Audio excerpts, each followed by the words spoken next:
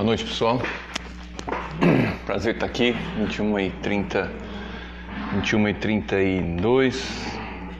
Começando por aqui, vamos ver quem por aqui já tá. Tô tentando localizar aqui no outro.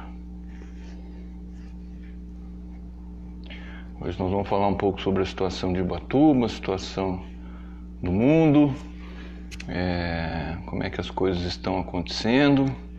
Mas eu quero falar principalmente hoje do retorno que vai ter, no retorno às atividades, né? Então, a gente vai esperar o pessoal chegar mais um pouco aí para começar, mas agora que a gente está caminhando, já estamos aí há 5 para 6 semanas isolados E aí, nessa da gente tá isolado, a gente já fica pensando e começam a sair. Lá na Europa, a questão do retorno ao trabalho, e a gente vai falar um pouco disso, de como está sendo lá, porque com essa ânsia das pessoas voltarem às suas atividades, tá todo mundo querendo saber como que isso vai acontecer, né? Então, acho que é importante a gente ver como está sendo lá, porque é importante a gente ver como que isso vai acontecer no Brasil, tá? Tá bom o som, né? Pelo visto, né? Tô vendo aqui, tá a Ariane, tá a Priscila, o Aguinaldo. Um abraço, Aguinaldo, palmeirense. A Thaís, um grande abraço. Fala pro Serginho que amanhã eu vou ligar para ele, pra gente conversar um pouco, que eu tive falando com o Marcelo Bonadil de Araçatuba ontem e preciso combinar uma coisa com ele aí. A Nádia, deixa eu ver aqui, tem mais, então são 19 pessoas, mas então, pra gente ir começando, né, a gente falou aqui sobre Ubatuba, começando aqui por Ubatuba, nós estamos hoje, segundo o boletim da Prefeitura, com 105 notificações, sendo que tem 29 em investigação, 68 já estão descartadas e tem 8 casos confirmados, tá?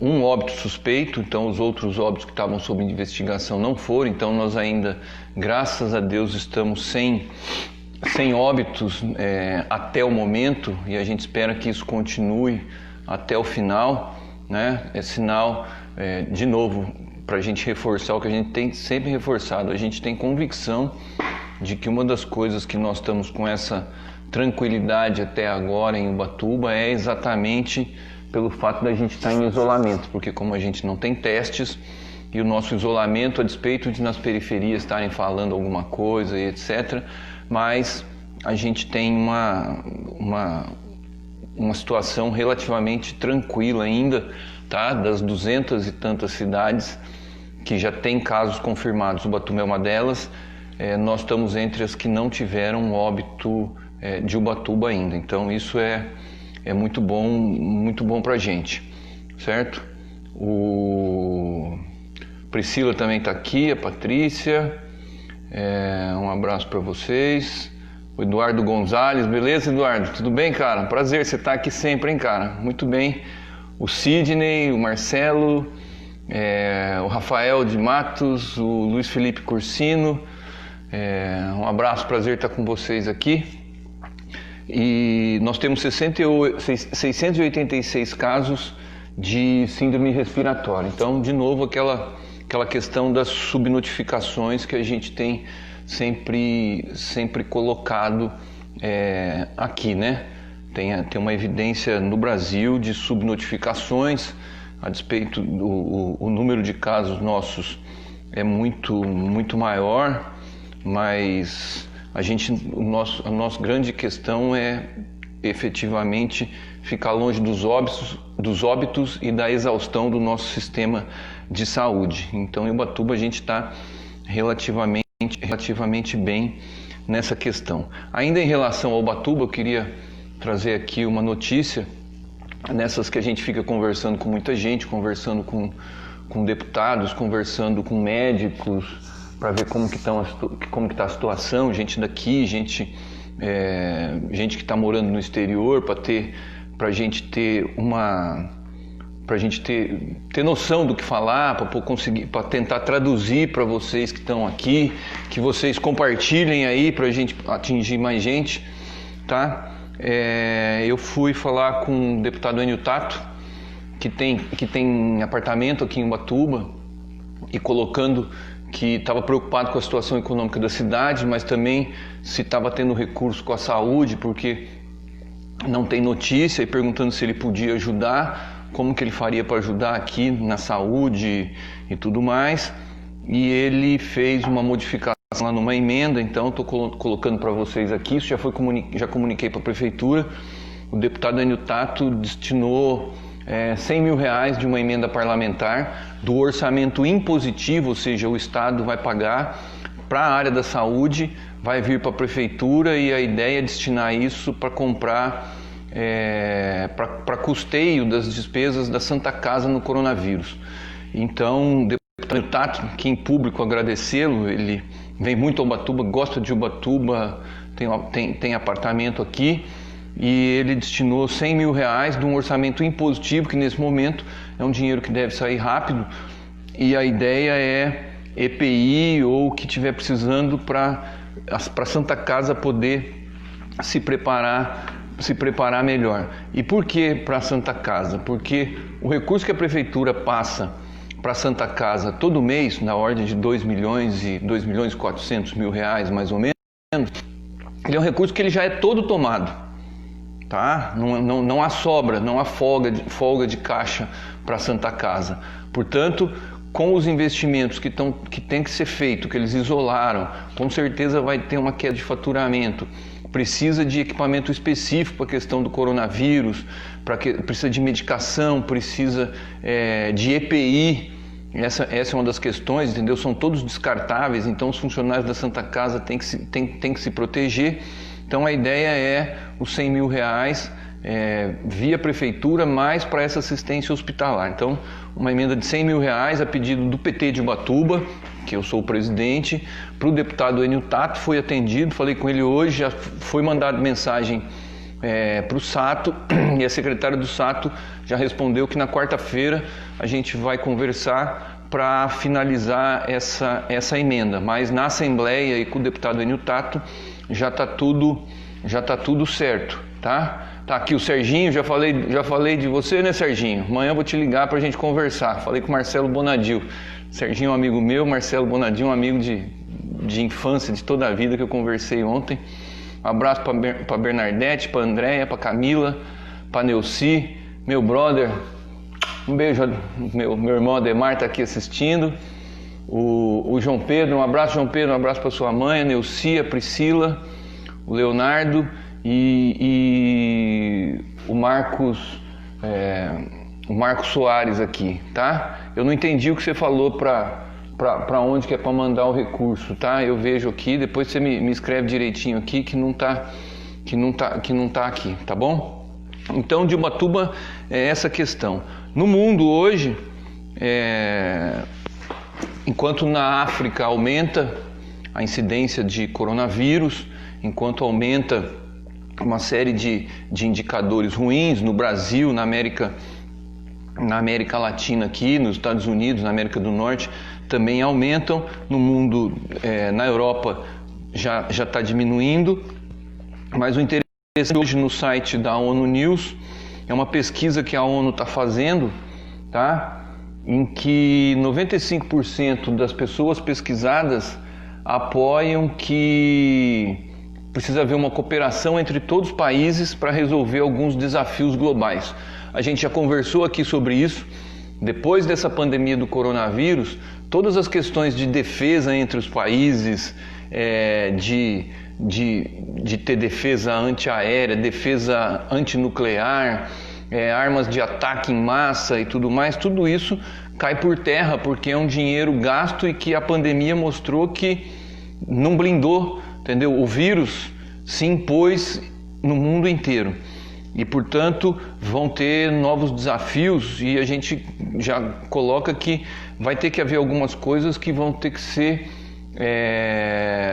globais, certo? E a ONU está fazendo uma pesquisa sobre isso, então 95% das pessoas pesquisadas acham que precisa haver uma cooperação internacional para resolver alguns problemas globais. É uma pesquisa em comemoração aos 75 anos da ONU e é a maior pesquisa que já foi feita no mundo sobre esses desafios globais. Até agora 40 mil pessoas responderam de 87 países, e é uma pesquisa que ainda está em aberto e todo mundo pode participar. Eu vi isso hoje e já respondi. O endereço para entrar é UN, tá? De United Nations, né? Então UN75.online. Você digita esse endereço aí, então UN de navio 75.online. E vem uma pesquisa, você não precisa se identificar, só fala de qual país que você está, e você responde um questionário lá. É um questionário em 53 línguas, a gente acessa aqui, já vem automaticamente. O meu veio automaticamente em português. E essa aprovação, obviamente, de 95% vem por conta da pandemia, ou seja, vai haver uma mudança de consciência no mundo de que a Terra é a nossa casa-mãe, de que o que acontece em Wuhan, na China, lá no Oriente, a milhares e milhares de quilômetros de Nova York, tá? Tem significado, certo? Então, acho que essa é uma coisa legal. E nesse resultado, que é parcial, porque a pesquisa ainda está aberta, os 3 desafios mais apontados, tá? É o desafio do meio ambiente e da mudança climática, preservação do meio ambiente e mudança climática, de menos conflitos e menos violência. E o terceiro, não está em ordem, mas o terceiro, são os 3 maiores, é a questão da saúde, que é por conta do coronavírus, mas também está muito claro que onde se tem sistema de saúde teve uma assistência melhor e que vai ter que ser desenvolvido alguma questão de um sistema de saúde global com ajuda aos países menos desenvolvidos, aos países pobres. No Brasil, que tem o maior sistema público de saúde do mundo, isso a gente precisa se orgulhar muito, e eu me orgulho já de muito tempo. Eu sou paciente do SUS e a gente precisa se orgulhar muito porque nenhum país com mais de 100 milhões de habitantes topou o desafio de ter um sistema público de saúde universal, integral, para toda a sua população. O Brasil é o único país de mais de 100 milhões de habitantes do mundo que tem um sistema de saúde universal e público. Tá? E essa pandemia mostrou que isso vai ter que ser desenvolvido. Os Estados Unidos, que reagia a isso, nunca quis isso, toda a saúde privatizada, vai ser obrigado a discutir essa questão depois da pandemia. Então a pesquisa da ONU são cinco temas que estão ganhando relevância em relação a isso, que é o meio ambiente, com mudança climática, preservação ambiental, os direitos humanos, a questão dos conflitos, tá? Nessa questão dos conflitos a gente precisa prestar muita atenção, porque do mesmo jeito que aqui internamente a gente já vem falando dos conflitos que são estimulados pelo presidente, etc. Eu vou falar um pouco disso agora que vou falar do Brasil, mas todos os conflitos mundiais, do Afeganistão, da Síria, os conflitos na África, os conflitos étnicos, todos eles são conflitos estimulados. Todos eles são conflitos com interesses externos às pessoas que moram naqueles países. São interesses para explorar petróleo, são guerras por diamantes, são guerras por ouro, são guerras por exploração de terras, por passagem de gasodutos, ou seja, todos eles têm um interesse que não é o interesse daquela população. Portanto, é muito claro e que a população reage a isso.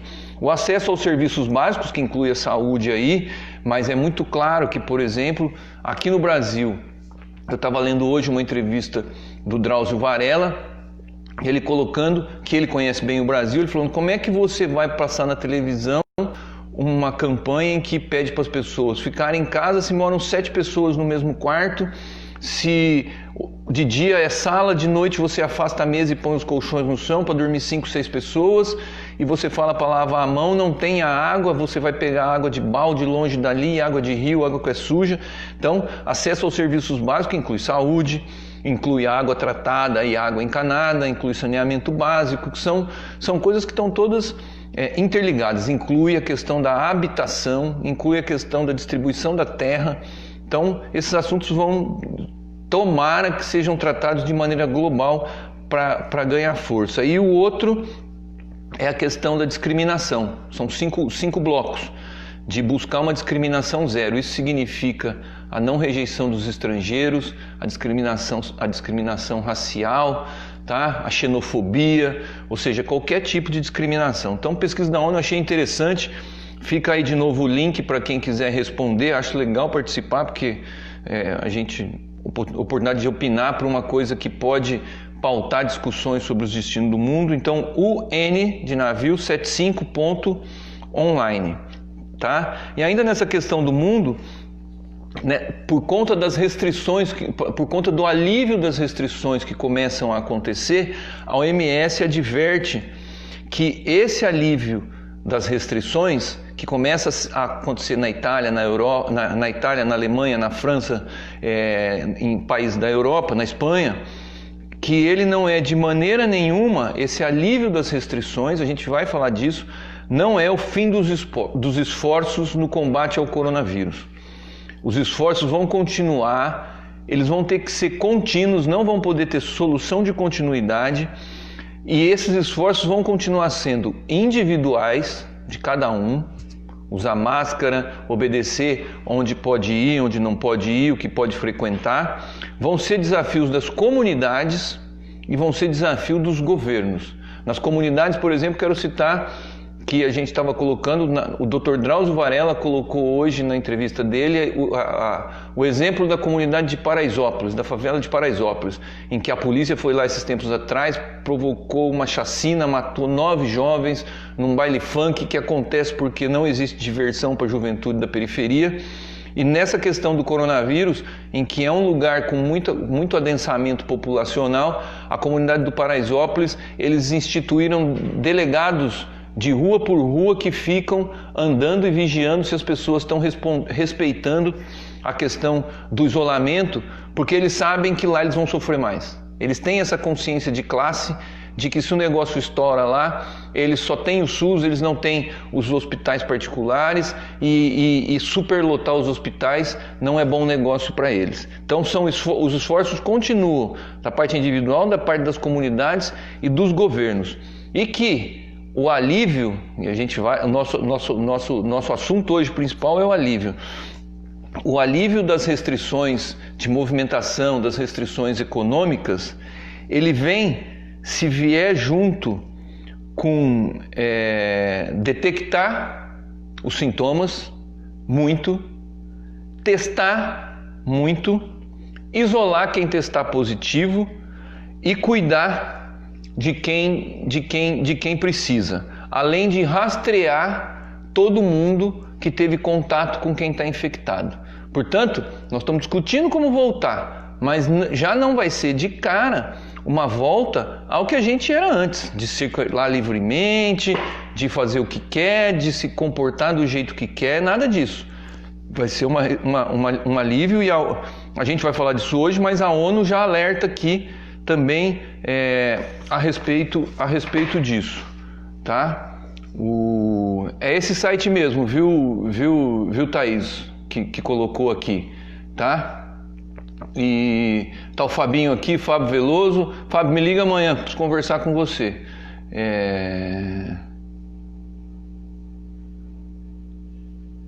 A Nádia aqui fala a respeito de uma família inteira que pegou e com reações extremamente leves. É isso, né, Nádia?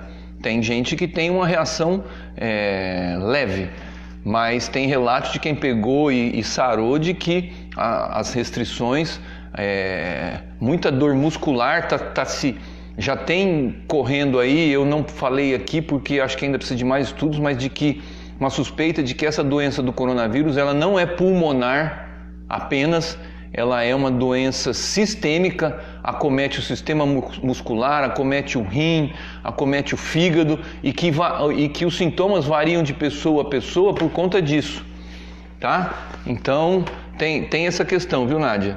Um abraço para a Hebe, Vera Verão, um beijo, a Camila, meu irmãozinho Luiz Fernando está aqui, Luiz Fernando Junqueira, e o Simon Weiberg. Um abraço para vocês aí.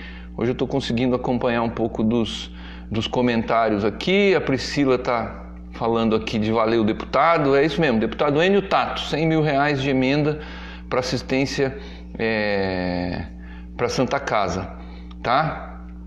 E passando agora dessa questão da ONU, vamos para o Brasil.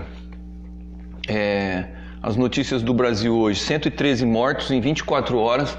Nós estamos na curva ascendente, então a gente ainda nessa questão da curva epidêmica do coronavírus, nós estamos ainda em ascensão, portanto o Brasil nem pode pensar ainda nessa questão de suspender.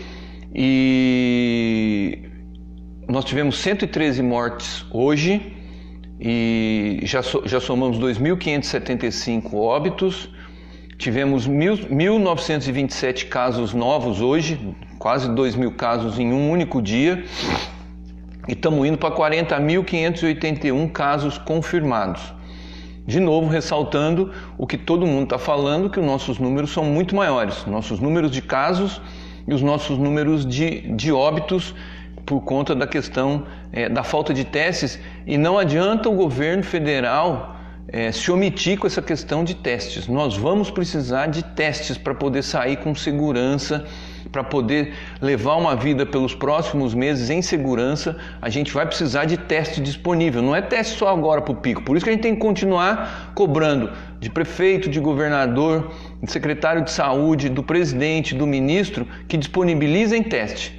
E tem mais, é parte do papel do SUS os testes. Portanto, apesar de estar tendo teste em laboratórios particulares, a nossa pressão tem que ser para que os testes sejam, não é para todo mundo, mas tem que ter teste suficiente para ter uma estratégia de testagem, para ter uma estratégia de cidade a cidade de como que eu vou fazer o rastreamento das pessoas agora e depois quando começar gradualmente a voltar a economia, tá? Esses são os nossos números. Notícia ruim pra caramba, de que as notícias que começam a chegar, mas já tem foto inclusive de que uma fila de carros funerários no cemitério de Manaus para poder fazer os enterros. Então, notícia triste em Manaus. Parece que realmente a situação está muito complicada. Eu lembrei hoje de um amigo meu que mora em Manaus, inclusive filho daqui de Ubatuba, que é fisioterapeuta. Vou tentar, eu tenho o telefone dele aqui, não sei se mudou, vou tentar um contato com ele amanhã para ver como que está essa situação. A última vez que eu vi o Duane faz uns 3 anos, vi aqui na Praia Grande e nem sei se ele ainda está lá, mas vou tentar esse contato com ele, tá? A Vanessa está falando aqui, a Vanessa Teixeira Leite, a respeito da água, entendeu?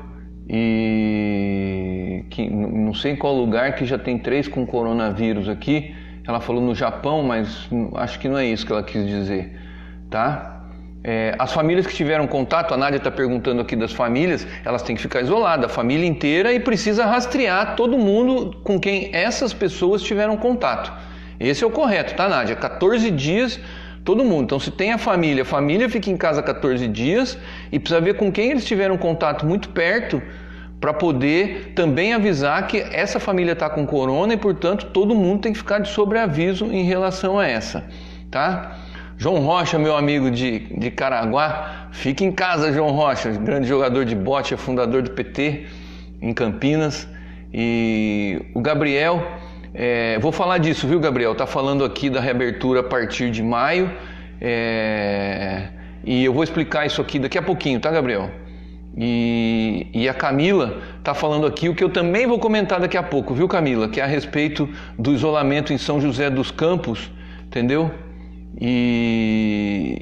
e dessa questão de que o prefeito está querendo abrir aí. Nós vamos chegar lá já, porque é o último. Vou acabar de dar umas notícias aqui, comentar umas opiniões e a gente já vai chegar lá. São José dos Campos está na pauta aqui, viu?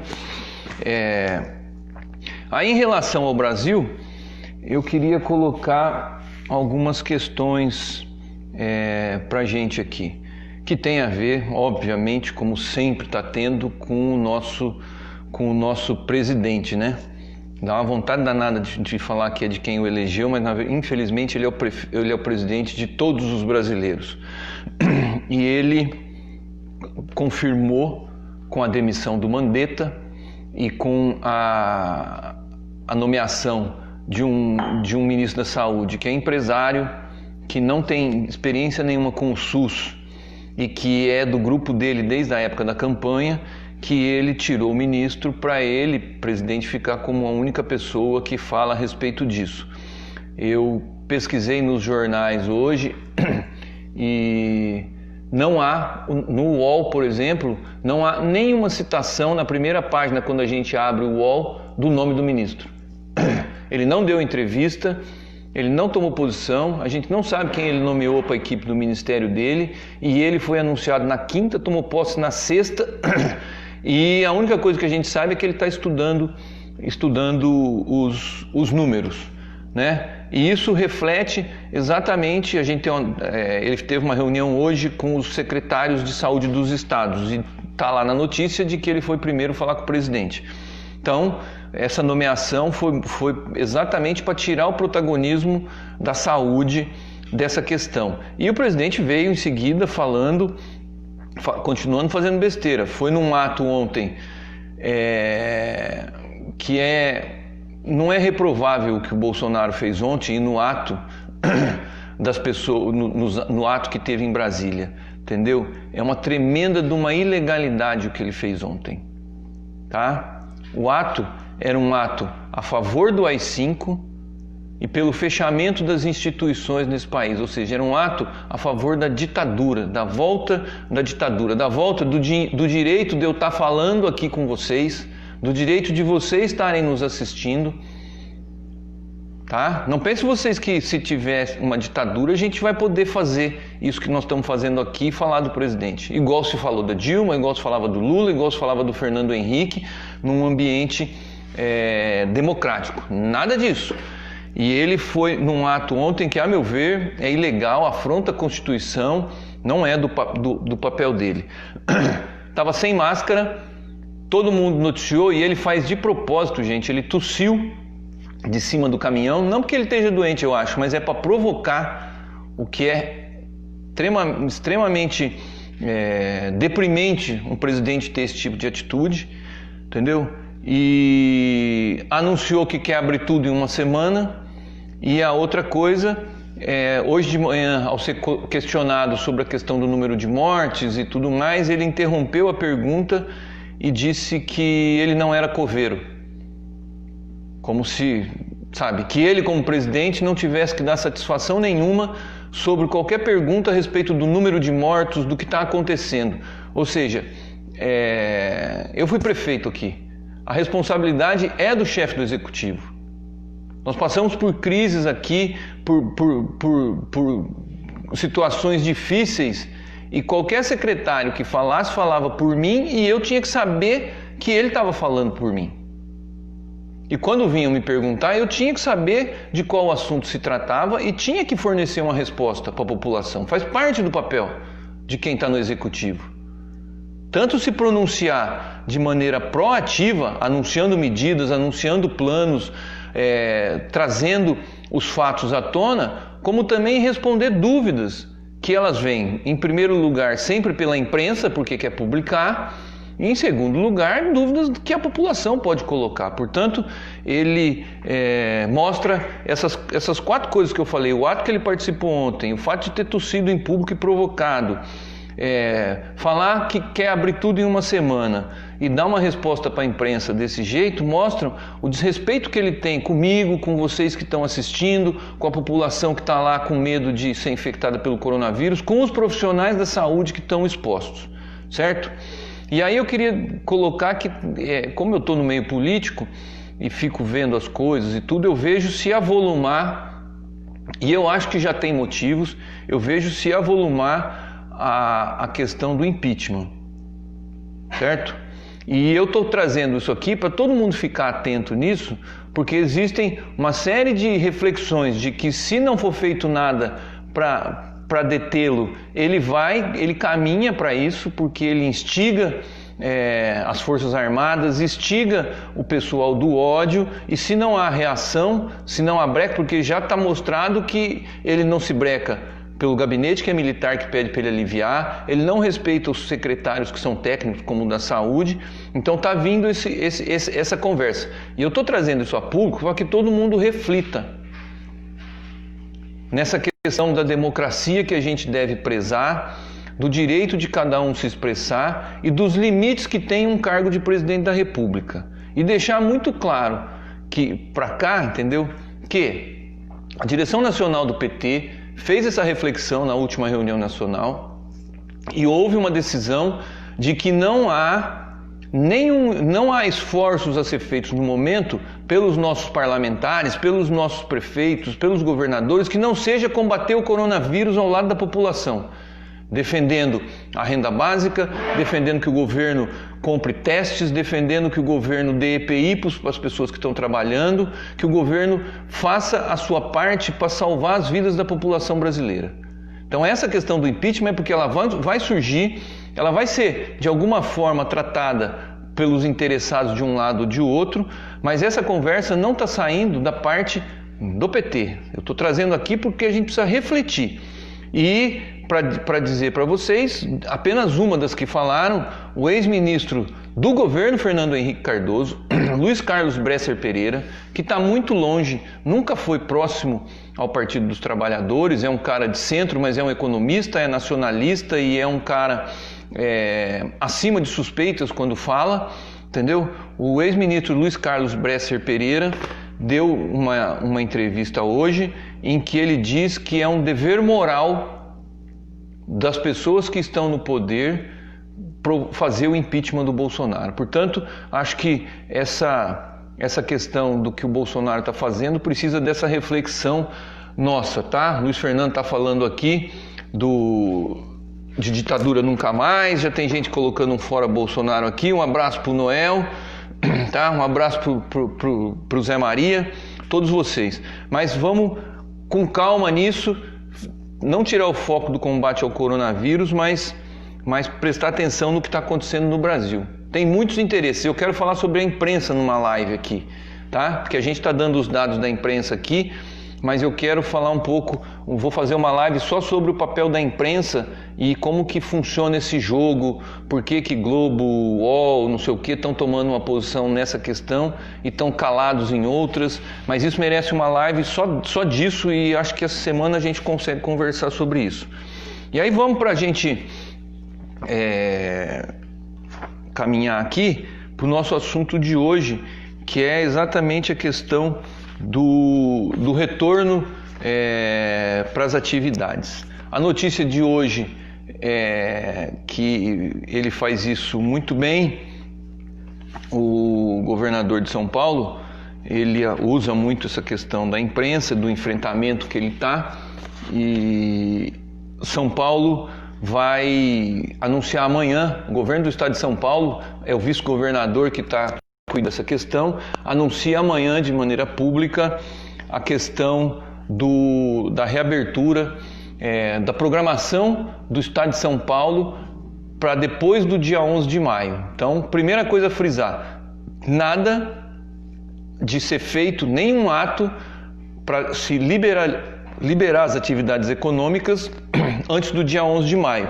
Mas o governo de São Paulo vai fazer amanhã um anúncio que eu acho que é uma das coisas, uma opção, por exemplo, quem é de Ubatuba e vocês que não são dessa nossa de Ubatuba, colocarem aí como reflexão, que a gente já comentou aqui, não existe botão de liga e desliga. Portanto, é preciso se planejar. Esse planejamento significa a população saber antes o que a prefeitura está colocando como meta, como plano, para poder voltar às atividades econômicas de maneira gradual, segura, e que não relaxe no combate ao coronavírus. O que vai colocar que a abertura a partir de 11 de maio vai ser uma quarentena heterogênea, ou seja, nem todo mundo sai e muita gente pode entrar de quarentena depois que abrir se realmente tiver novas infecções, que a liberação vai ser com orientação da ciência, tá? Vai ser feita com análise da curva epidêmica. Então, os lugares em que ainda tiver uma curva epidêmica em ascensão ainda não vão ser liberados, então ele vai começar a liberar em lugares que estão com a curva epidêmica já em queda, que já tenham passado do pico. Deve começar pelo comércio de rua. Amanhã vai detalhar tudo, mas ele já dá uma dica que deve começar pelo comércio de rua e que isso muito antes de shopping centers e academias, que são lugares de muita gente e de acúmulo de pessoas, tá? Isso vai ser baseado no que eu vou falar mais para frente, nos planos, nos protocolos da Alemanha e da Itália, que estabeleceram alguns protocolos claros de como vão fazer e de hábitos a serem inseridos na população, como, por exemplo, a higienização antes de entrar nos comércios e o uso de máscaras. Então vai ser uma liberação gradual, com novos hábitos, ainda com muitas restrições, e não são para todos os setores. Portanto, a gente precisa esperar amanhã para a gente poder ver como que isso vai acontecer. E, portanto, essa questão do nosso presidente de falar que quer liberar em uma semana está fora de cogitação em relação à ciência, em relação aos governadores e espero que em relação aos prefeitos, porque a gente precisa se proteger, está todo mundo ainda muito cabreiro com essa questão, certo? Eu deixei escapar aqui a Caixa Econômica Federal, numa atitude que é correta, está antecipando a segunda parcela do auxílio, desse auxílio da renda básica de emergência. Então, as pessoas que já estavam inscritas e tal receberam no começo do mês e o que iam receber no final do mês parece que começam a receber a segunda parcela essa semana. Ainda sobre a questão de São Paulo, o que está colocado na liberação de São Paulo aqui, isso já está colocado de público, ela vai depender da curva epidêmica, da capacidade de tratamento de vários lugares. Então já está comentado que, por exemplo, falei anteontem aqui, que precisa ver a capacidade de atendimento nos leitos de UTI e nos leitos de enfermaria, tá? E se não está tendo perda de pessoal da saúde para o coronavírus. Com testes, o Estado de São Paulo está aumentando a capacidade de testes. A partir de amanhã parece que 2.000 testes por dia e depois, até o final do mês, parece que vai conseguir processar 8.000 testes por dia. Então, São Paulo está se preparando e vai ter teste e tudo mais. Então, essas são as questões em relação a São Paulo. E aí, nessa questão aqui do retorno das atividades, como na Europa já estão falando a respeito disso, quem quiser tem no UOL, tem uma repórter chamada Thaís Oyama, e ela fez um vídeo hoje a respeito dessa questão da reabertura. E ela comenta as questões de como está sendo na Europa. Está todo mundo aqui falando aqui que em alguns lugares já estão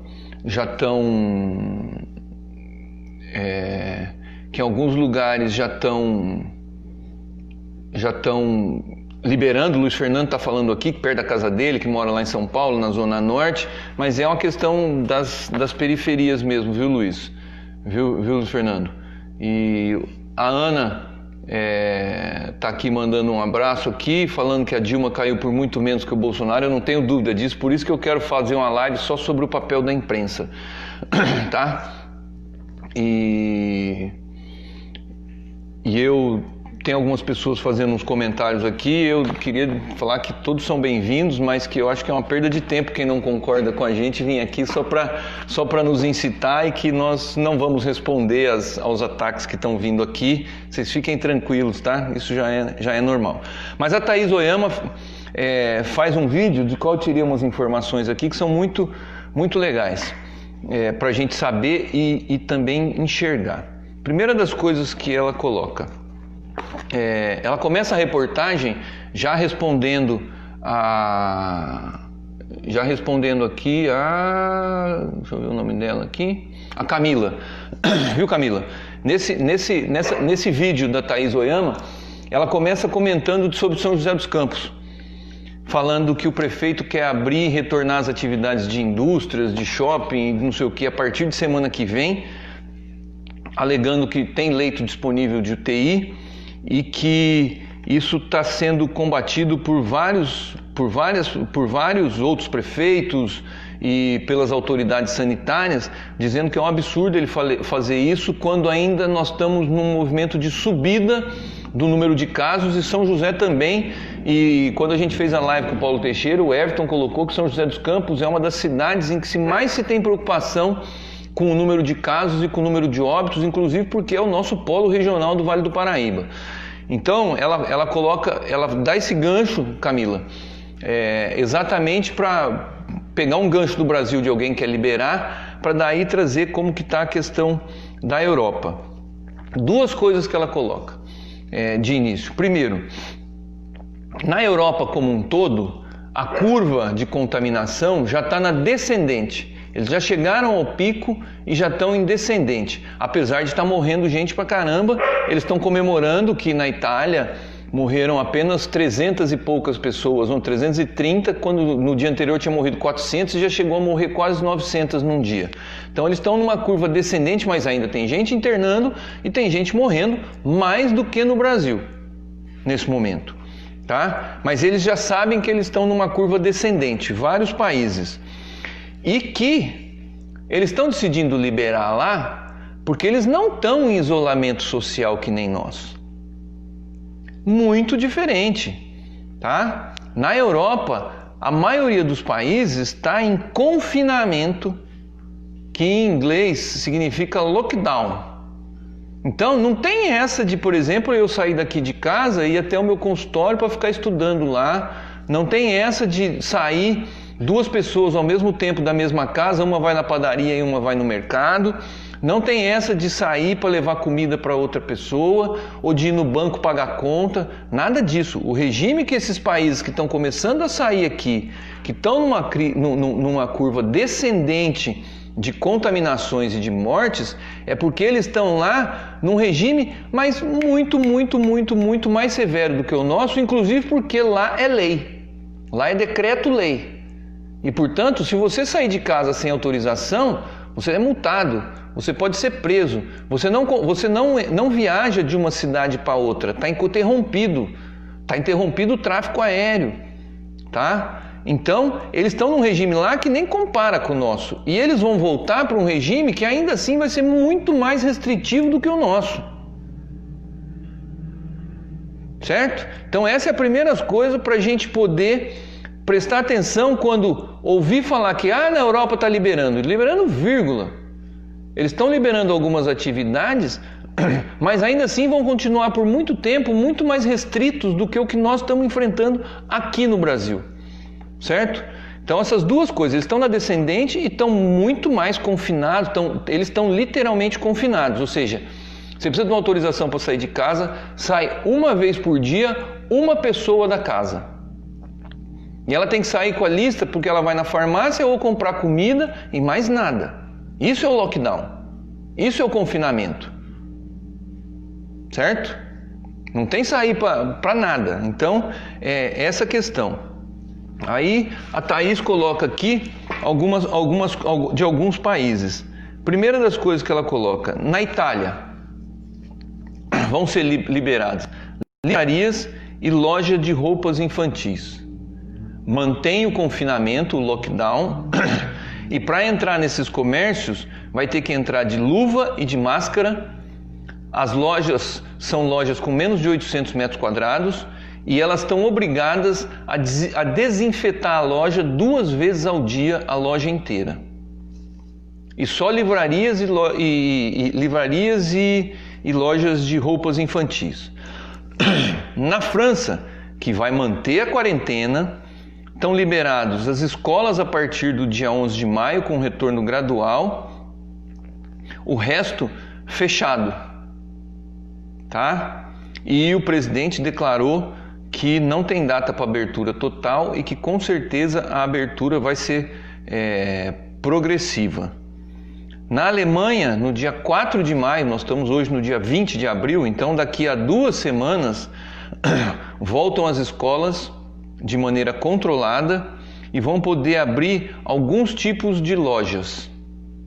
Inclusive assim, você vai poder sair, etc., mas não podem se encontrar mais de 2 pessoas juntas na rua, ou seja, eu posso encontrar com algum de vocês para conversar, mas não pode aglomerar mais de 2 pessoas juntas na rua, só pode sair um de casa de cada vez. E na Alemanha já está decretado que aglomerações como bares, restaurantes, cafés, eventos e etc., nada disso volta antes do final de agosto. Portanto, a liberação na Alemanha também é cautelosa. E na Espanha, eles decidiram liberar indústrias e a construção civil na região de Madrid. Só. Continuam fechados bares e lojas. Então, quando a gente olha para uma situação como essa e vê como que eles estão fazendo lá, ou seja, a gente já toma já faz algumas coisas por analogia. Até o governo de São Paulo está falando que está se baseando na Alemanha e na Itália. Que, por exemplo, essas questões de aglomeração, restaurante, bar, academia, show e tudo e etc., vai continuar por muito tempo sem liberar, tá? Então, menos quando a gente fala de que liberou geral, vai precisar liberar geral e etc, etc, etc, entendeu? A Vanessa Teixeira Leite está falando que o coronavírus está na 3ª geração no Japão e que até o dia 15 de maio o bicho vai pegar lá no Japão. Infelizmente, as coisas parecem que no Japão tendem a piorar muito, entendeu? E o Luiz Fernando falando aqui que tem primos médicos, que muita gente está procurando os hospitais com sintomas leves e é mandado para casa, mas é isso mesmo, viu? Minha irmãzinha Malu assistindo, um beijo, Maluzinha. Flávio Mansur, tá se cuidando, né, Flavião? Fica em casa, hein, meu amigo? Não tem sentido nenhum o mosquito da dengue ser transmissor do Covid. A gente tem que cuidar para não pegar dengue também, viu, Flávio? Flávio está perguntando aqui, não faz sentido. E a Camila está colocando aqui essa questão das UTIs de São José dos Campos, que afeta Ubatuba. A Camila de Ubatuba mora em São José dos Campos e realmente vai afetar, viu, Camila? Eu acho que o prefeito não vai conseguir sustentar isso aí de abrir não, viu? Tá? Até porque ele poderia ser mais restritivo do que o governo do estado. Eu acho que o governo do estado vai fazer algum tipo de intervenção aí em cima do governo, na justiça, alguma coisa, viu?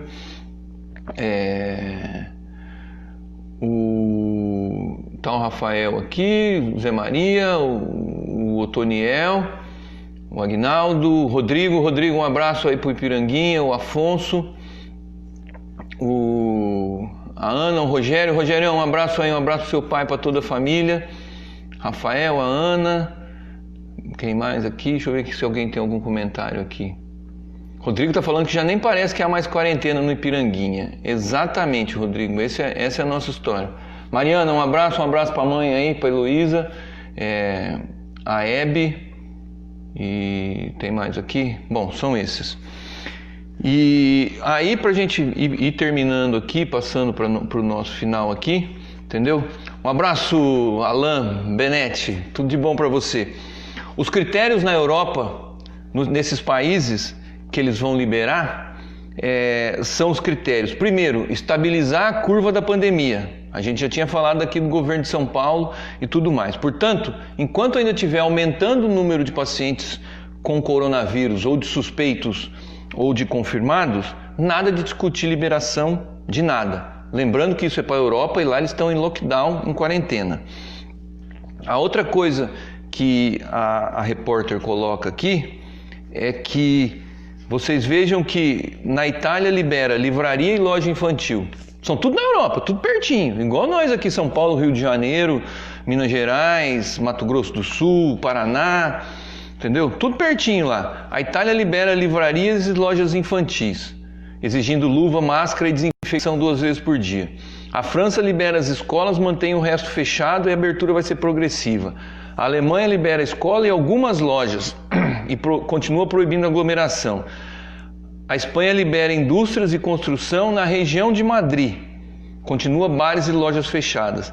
E aí, o que ela coloca é que a única questão que eles convergem é exatamente a questão de que estão todos na descendente da curva de contágio. E que eles estão num lockdown muito severo. Mas que fora isso, o que eles estão fazendo na Europa é uma tentativa, eles estão testando, estão liberando aos poucos e estão testando para ver como vai fazer. Cada governo de lá tem as suas justificativas, por isso que aqui, tanto em Ubatuba como no governo do estado, como no federal, a realidade local tem que se impor, então tem que ser planejado. O Dória vai fazer lá essa questão da liberação em São Paulo a partir de 11 de maio, e em cima do dele, aqui em Ubatuba, a prefeitura, e tinha que chamar muito mais gente para ser escutada, precisa fazer um plano aqui para Ubatuba baseado nos critérios locais. Mas aqui já está falando que lá o que eles estão fazendo é exatamente uma questão de tentativa e erro. São tentativas aleatórias que podem ou não dar certos, tá? Cada país vai abrir uma coisa diferente e essa é uma questão que não tem explicação, não tem uma justificativa lógica e, portanto, é uma questão muito mais de cada país, das pressões que estão sofrendo. E a Angela Merkel da Alemanha, que é um dos países que teve o maior sucesso aí nessa questão do controle, com muitos infectados, mas com um baixo número de mortes, a Angela Merkel diz que a liberação é progressiva e ela tem que ser cautelosa como pisar no gelo. Pisar leve, que se pisar muito pesado, o tombo pode ser feio. Ela faz essa colocação, ou seja, é tentativa e erro e eles estão sentindo o terreno e que é um cenário de incerteza, entendeu? Com duas questões. Pode retornar às suspensões, tá? E tem uma dúvida enorme. Por isso que eles estão com essa questão de voltar aos poucos, entendeu? Porque o cenário é incerto, porque ninguém nunca se deparou com isso, tá? E esse do que vai ser feito após, porque ainda vai continuar tendo contágio. E há um medo muito grande, um receio muito grande de novas ondas de infecção, entendeu? Enquanto não tiver a vacina. A gente já comentou isso esses dias para trás, entendeu? Enquanto não tiver vacina, mesmo que seja medicamento, as pessoas ainda vão sofrer. Então, enquanto não tiver vacina, vai ser inclusive o que a Mônica De Bolle, que é uma das economistas liberais, que defende o Estado mínimo, mas que agora está defendendo o Sistema Único de Saúde, etc., ela colocou, e o Átila também colocou, e a Marino, que a gente pode ter abertura, um fechamento temporário de novo. Nova abertura, outro fechamento ao longo dos próximos meses, exatamente por essas incertezas, tá? E a importância da gente estar colocando isso aqui é porque a gente está enfrentando na rua, está vendo aqui nos comentários, entendeu? As pessoas dizendo que parece que a quarentena acabou, entendeu? E não é assim. Então faz parte do nosso papel, de cada um de nós que está aqui, entendeu? Reforçando aí, pedindo para vocês compartilharem bastante, mas faz parte do nosso papel a gente pegar o nosso WhatsApp, pegar o nosso Facebook e colocar que a posição de cada um não é a posição do Maurício. A posição da Nadir, do Rogério, do Sidney, da Camila, do Eric, de todo mundo que está aqui, para as pessoas dos nossos contatos, para justificar por que ainda deve ficar em casa. Essa é uma das partes que a gente pode fazer para ajudar essas questões, tá? Camila está perguntando quantos respiradores. Nós temos um internado hoje na Santa Casa, tem 12 ou 15 respiradores prontos para uso, tá? Aqui em Ubatuba. E por enquanto não é essa uma das prioridades aqui, tá bom? O Eric está falando aqui, grupo de bar, tudo funcionando. E isso é um perigo para nós, tá? Eu conversei com uma pessoa hoje que é de dentro aí do pessoal que está combatendo, e eles estão com muito receio do que vai acontecer daqui 1 ou 2 semanas, porque nós estamos no dia 20 e houve um movimento muito grande na cidade logo depois do 5º dia útil do mês, com as pessoas recebendo, saindo para comprar, teve fila em banco, teve fila no INSS para fazer o cadastro, e que o pessoal que está mexendo com isso está receoso de que estava controlado e deu um descontrole, e aí é 15 dias para esperar para ver se isso não teve repercussão, entendeu? E eu vou responder você já, viu, Nadir, dessa questão do papel pedagógico do presidente. E lá na Europa, para a gente acabar de falar aqui da Europa, para caminhar para o nosso encerramento, condições básicas para sair do isolamento, do confinamento nosso aqui, do isolamento social. Testagem em massa. Quanto mais testes num local, numa comunidade, numa cidade, menos isolamento, porque eu consigo fazer rastreamentos.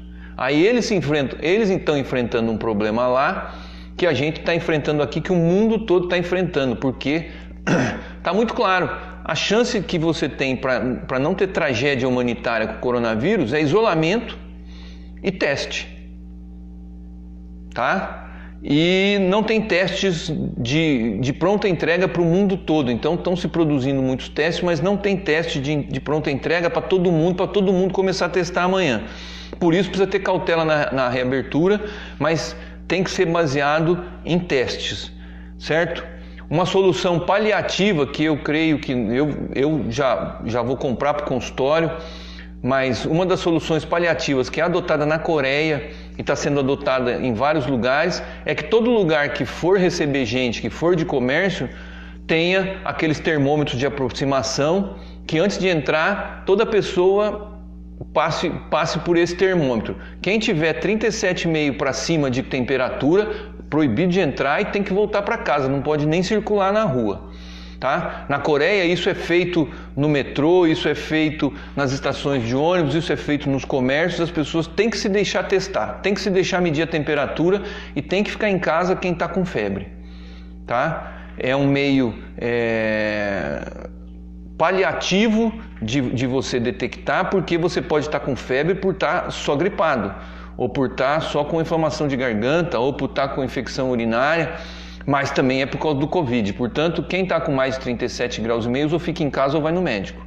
Então esse é um paliativo que eles estão falando lá na Europa, e aqui, por exemplo, a gente vai comprar para o consultório, vai medir na porta quando voltar. Quem tiver com mais de 37,5, infelizmente não vai poder sair, não vai poder ser atendido, por precaução do pessoal que trabalha e também dos outros pacientes que vão estar circulando quando se retornar. Tem uma outra questão, né, nessa questão da liberação, que são os rastreamentos por celulares, tá? Eles estão estudando lá que a hora que for liberar, as pessoas vão ter que baixar um aplicativo para se locomover, e todo mundo que for detectado como portador do vírus vai ter o celular rastreado para frente, para poder garantir que fique em casa, e para trás, para saber com todas as pessoas com quem ele teve contato, e isso vai ser feito rastreando o celular com celular quando se encontrou. Vai ter todo mundo que ele teve contato para trás vai ter que entrar também em quarentena e ficar 14 dias em casa, tá? E isso aí esbarra esses controles esbarram em legislação, tem que ter um aplicativo, esbarram no controle da privacidade de onde você foi, com quem você esteve, mas é uma coisa complicada, mas está sendo estudado lá na Europa para isso, tá? E a boa notícia que a Thaís nos dá é que nós temos tempo, o Brasil tem 2 semanas, pelo menos, ou 3 semanas, para estudar o resultado da abertura nesses países.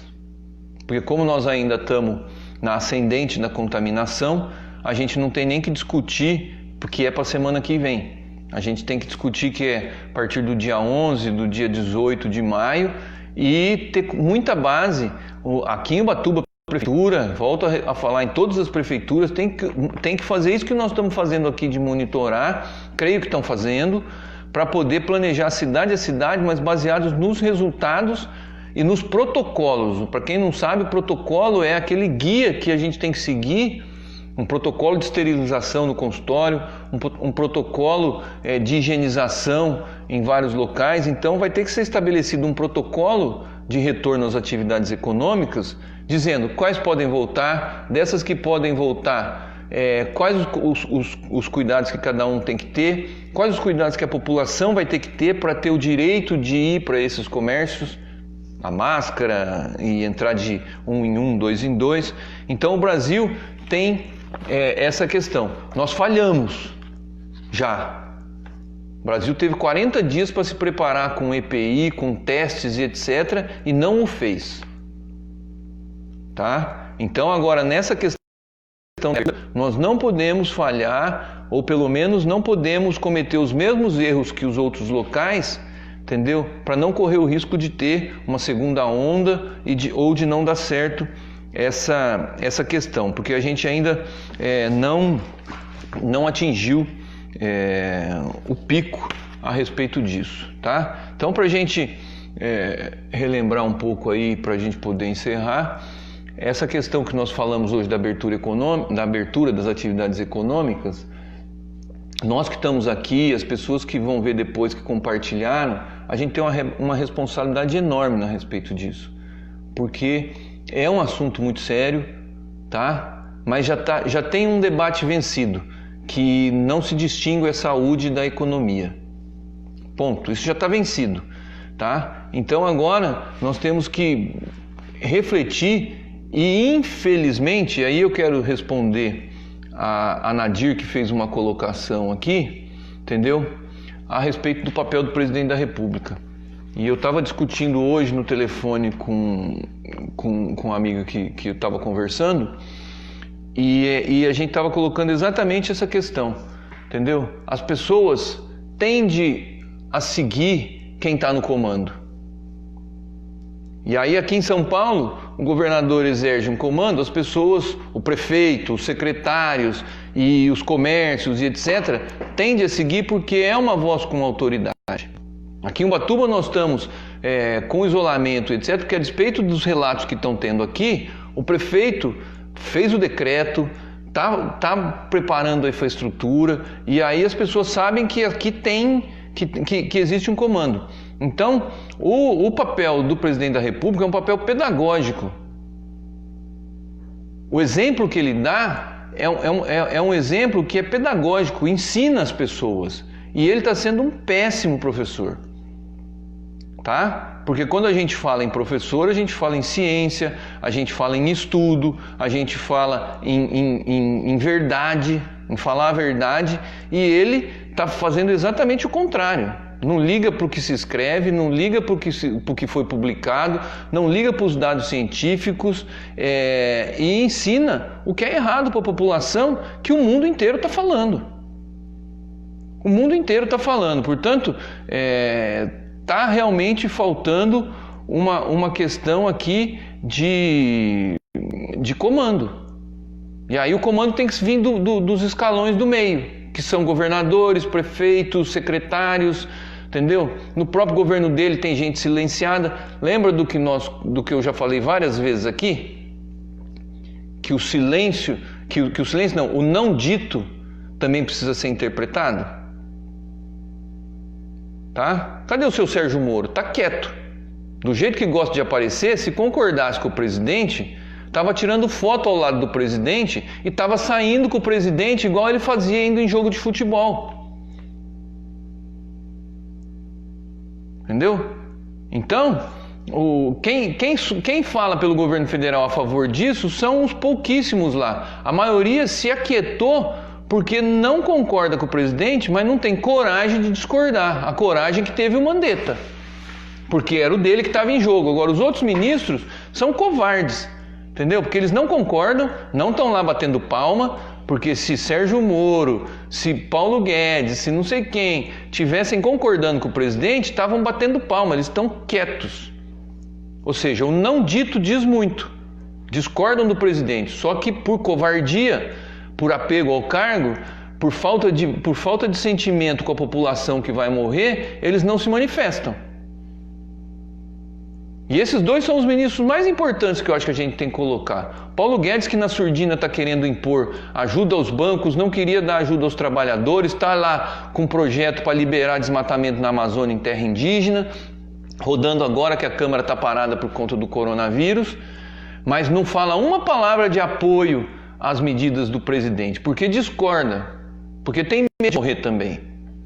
E é a mesma coisa o senhor Sérgio Moro, que é pavão, que fica lá puxando o saco do presidente, indo em jogo de futebol, vestindo camisa do time que não é dele, mas que agora está lá quietinho, apegado ao cargo.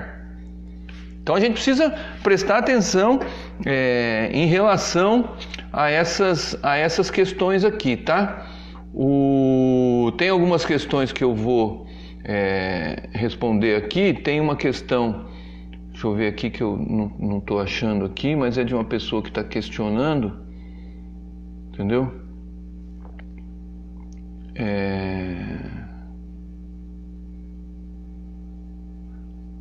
Tá aqui.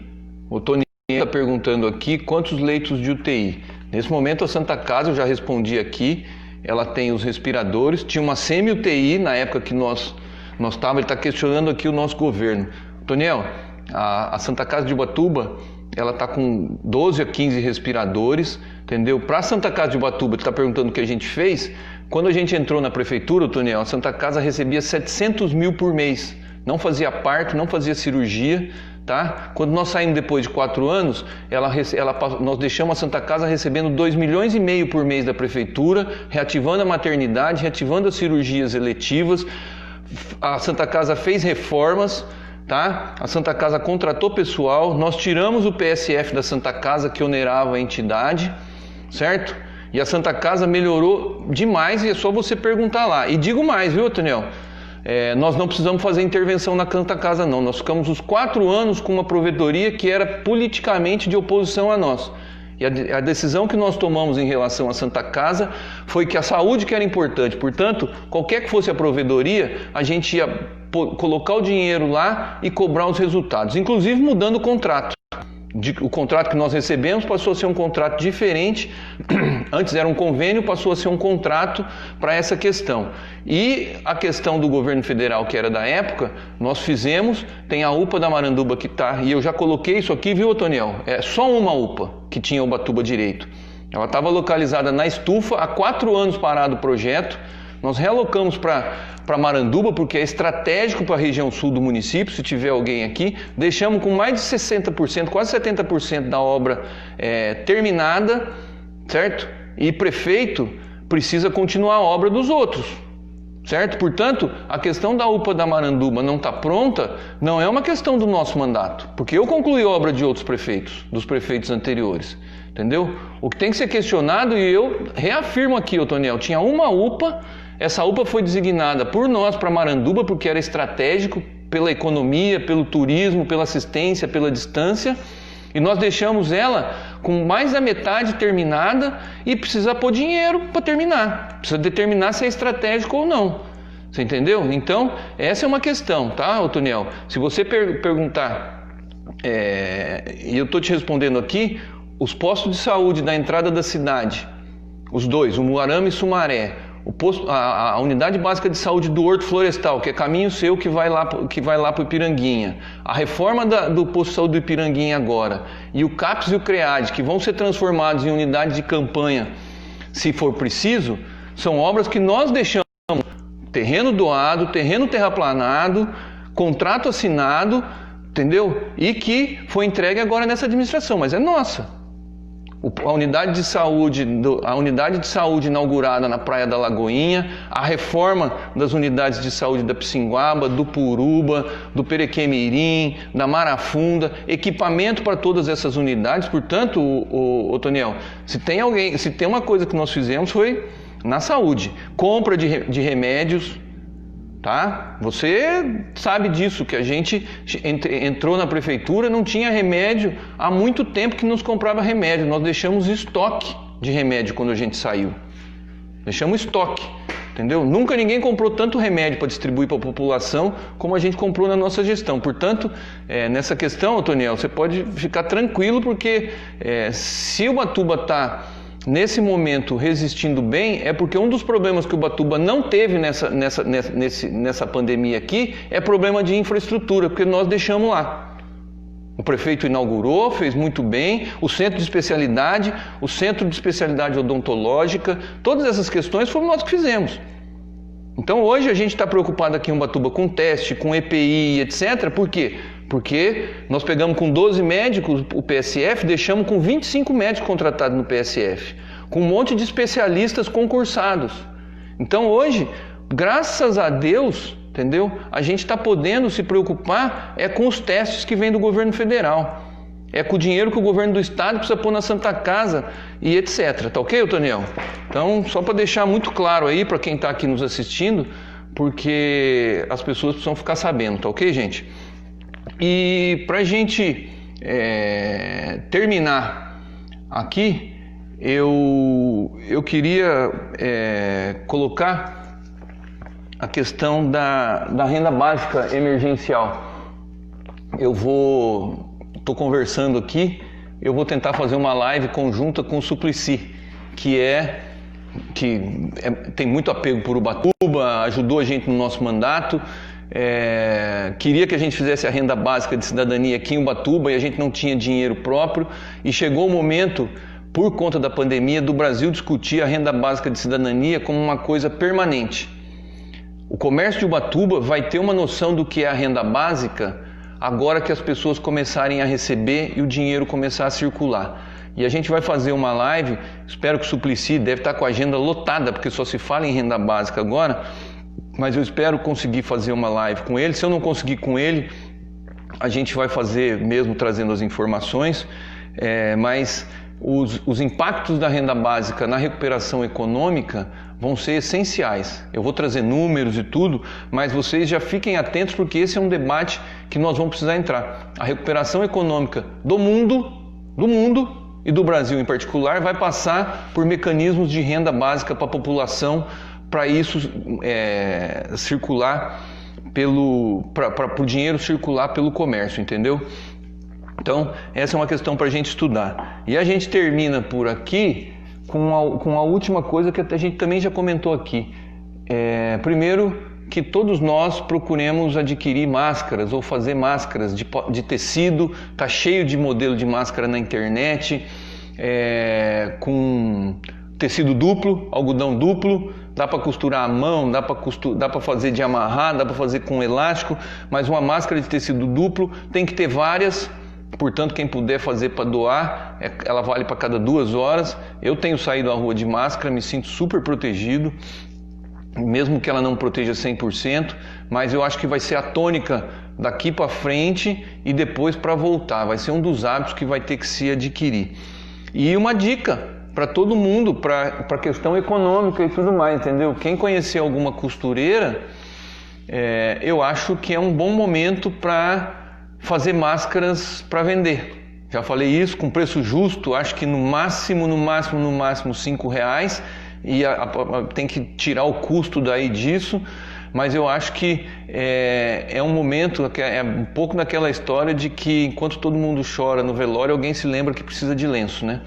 Então, a gente aqui, nesse momento de coronavírus e tudo mais, não tem máscara suficiente para a população toda, não é uma coisa que a gente tem que pedir para a prefeitura dar máscara para 100% da população, e a gente tem condição de, quem não quiser ou puder fazer em casa, mas quem conhecer alguma costureira, alguma coisa, eu acho que é uma excelente oportunidade para oferir uma renda ajudando outras pessoas nesse momento aqui.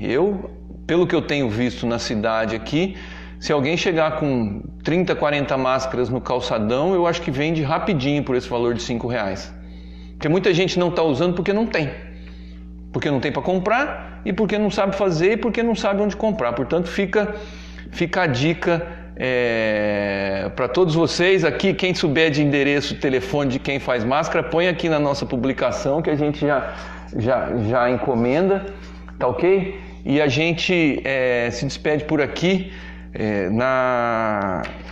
Amanhã é feriado, vamos ver o que vai dar. A gente volta no dia 22 já comentando exatamente essa questão da abertura aqui das atividades econômicas, do plano das atividades econômicas, e vamos ver se até lá, aqui de Ubatuba, a gente tem notícias também do que está sendo programado. Tá ok? Um grande abraço para vocês, um grande beijo. Até mais para vocês. Todo mundo de olho, todo mundo que puder de máscara e ficando em casa o máximo possível. Valeu!